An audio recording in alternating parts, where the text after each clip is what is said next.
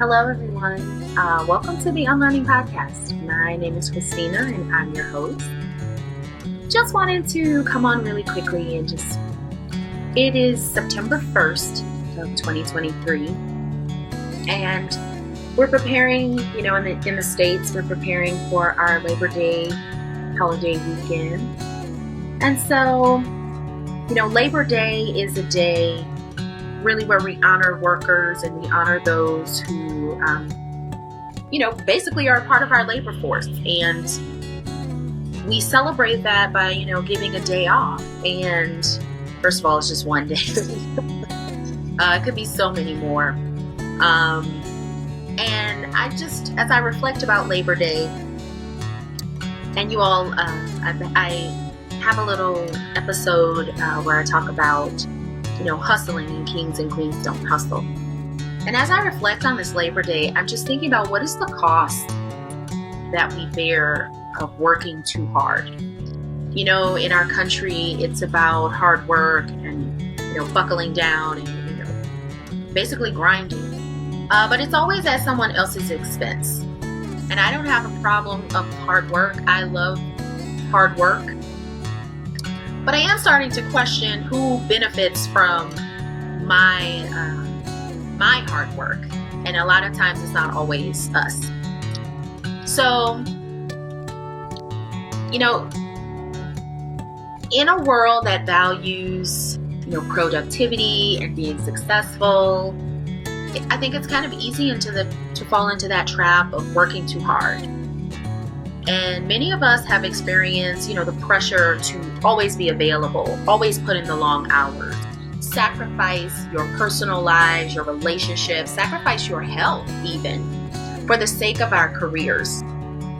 I'll tell you about a time that I had where I was a teacher, a former educator, and I was working where it was a charter school back in New Orleans.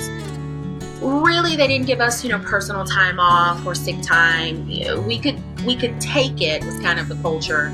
However, there was this pressure, and a lot of you know what I'm talking about, that pressure, the unsaid norm, the guilt that comes with you taking a day off, and how that impacted your coworkers. But I literally had worked myself to the bone, to the point where I collapsed, and they had to call the ambulance because I kept having a pain in my ovaries, basically. And the pain was getting progressively worse, and then it would go away. It would get worse, and the last time it would go away. And it was like this for months. Dang near half the school year. And I remember being in a morning meeting, and the pain just hurt so badly. I mean, I did my best to stand up. Next thing you know, we're being dismissed to go to our classrooms, and I pass out. I fall out. It hurt so badly. Come to find out, I had a blockage that I didn't even know that I had, and work took precedence over my health. And that's when I started to realize, okay, who am I really working hard for? There's a difference between putting in effort and feeling good about the work that you do, and then working because of these external pressures that we feel like others are putting on us, and they are. Let's be realistic. The way our workforce operates, it's more of a stance of being exploited than it is actually having an environment where you're cared for. And not all places, but there are a lot we could point out to, and we see it in the news every day. So I just wanted to pose a couple of reasons why working too hard could be detrimental to your physical and your mental well-being. And I just told you, I shared my story about health issues that I had.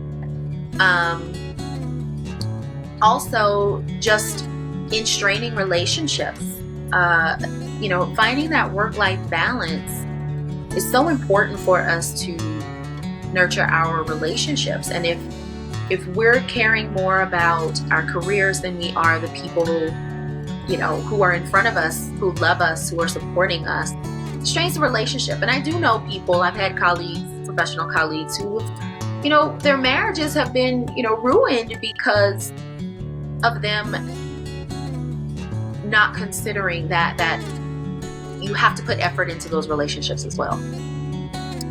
I think we see it a lot, with the silent, quiet quitting, as they call it, like the sense of burnout. Like, if you keep going too hard for too long and you see no benefits of it, it's just a matter of time that you're going to feel like you're being taken advantage of, or, you're not able to fill yourself. And in working too hard, this fast pace, go, go, go, go, go, you lose sight of creativity. You lose sight of pausing and learning about something, and then, making meaning out of it to bring joy and things to the work. I've been in environments, and you probably have too, where because there's no creativity, or because everyone's pressured, right? This pressure that we all feel, and can't quite name it. But with that pressure comes a sense of fear that doesn't allow you to be creative. It doesn't allow you to be innovative. And then you work in some spaces where they're saying, we need creativity, we need innovation. Well, you don't do that by rushing people and putting people on a grind, on the hamster wheel, as I like to call it.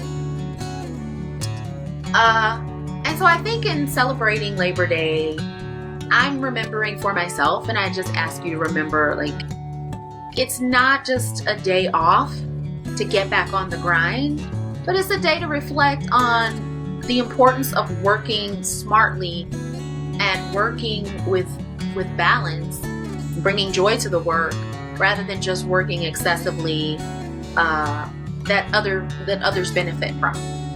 Okay. And so here's some ways I think that we can find, balance. With my health situation, I really had to establish boundaries. I had to establish boundaries of taking better care of myself, getting proper rest, make sure I was eating properly, make sure I had time to spend with my daughter. And another thing is that there's just so many, countless research that says it doesn't benefit you to work in these larger chunks, break up your day. So take breaks. I remember, as a manager, as a supervisor, I would encourage my team to play, and I would encourage my team to go take breaks.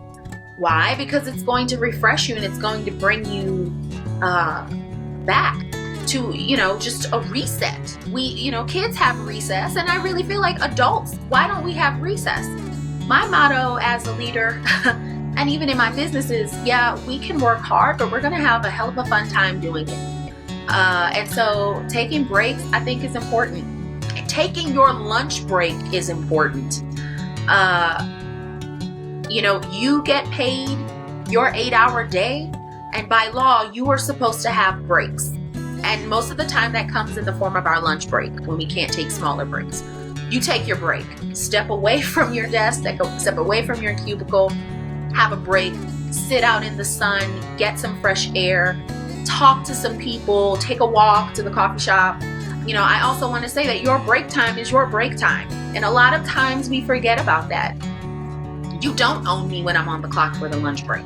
It's my time. I can do what I want with it. And do what you want to do with it. It's your break time. Within reason, of course. Nobody's trying to go to jail. I think also just prioritizing your self-care. And again, just making sure that, I wish from the lessons as I reflect now, I wish when I knew that there were places that were not supportive, or the environment was not conducive to my emotional and mental well-being, I should have just left. Rather than trying to, figure it out, and rather than trying, to always give people the benefit of the doubt, it eventually had an impact on me. And I wish that was something that I had done. So prioritize your self-care. Make sure you're getting your exercise and you're eating healthy, and that you have moments of peace. Even on your job, there's moments of peace that can be had. And then I think finally, just like I said, aligned to that is reflecting on your goals. Reflect on, is this job currently aligning to what I want to do eventually? Is it aligning to my vision for myself and for my family? Those things are important, and I don't feel like anyone should be guilted into working. I do feel like, from my leadership role, that I never wanted to operate in the traditional sense of leadership, because it takes the joy out of what we do. And a lot of times I feel, and this is my background as an adult, I got my master's in adult curriculum and instruction. Adults get a bad rap. Like, we don't get to have fun. We don't get to have joy. Adults are just big kids. We took what we were pretending when we were younger, and now we're most of the times doing that thing. We should have joy in our workspaces and our environments. We should take pride in our work. We should put forth effort that is not wearing us down, but it's building us up. And so as you just enjoy your Labor Day, it's just something to think about. It's a celebration for the hard work that you've been doing. And it's also an opportunity for you to reflect, take a deep breath, and come back refreshed and anew with what really aligns to you and your authentic self. Hope this message helps. Hope you all have an amazing Labor Day weekend. And until next time, God bless. Bye.